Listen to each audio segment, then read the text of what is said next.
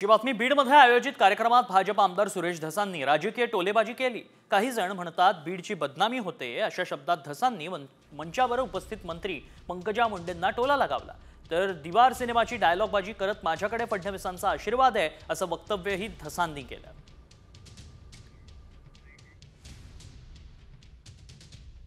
काही लोक म्हणतात बीड जिल्ह्याची बदनामी होते। बीड जिल्ह्याची बदनामी होते, पण साहेब या जिल्ह्याने क्रांतिसिंह नाना पाटलांना निवडून दिलं।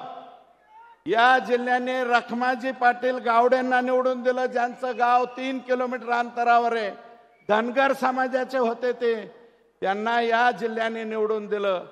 माननीय केशर काकू क्षीरसागरांना या जिल्ह्याने निवडून दिलं। या जिल्ह्याने बबनराव ढाकणे साहेबांना निवडून दिलं। या जिल्ह्याने प्रमोदजी महाजन साहेब एवढा उंचीचा माणूस या जिल्ह्याने दिला। आणि गोपीनाथरावांचं तर काय सांगायचं। गोपीनाथराव मुंडे साहेबांनी एवढा नेता, पहाडा एवढा नेता या जिल्ह्याने दिला। साहेब, माननीय साहेब, आता मला त्यावेळेस बऱ्याच जणांना आशा होती याला काहीतरी मिळतंय काय नो, याला काही मिळतंय काय नो, काहीतरी मिळतंय।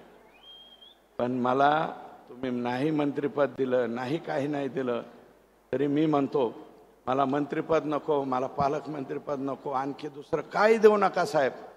फक्त हे 4 TMC आणि तिकडचं 3.5 TMC। आणि हिनवतेत साहेब, मला हिनवतेत, याचं काय आहे मुख्यमंत्र्यापाशी, याचं काय आहे मुख्यमंत्र्यापाशी। मला म्हणते तेरे पास क्या है, तो मी म्हणतो मेरे पास देवेंद्र फडणवीस साहेबाचा आशीर्वाद आहे।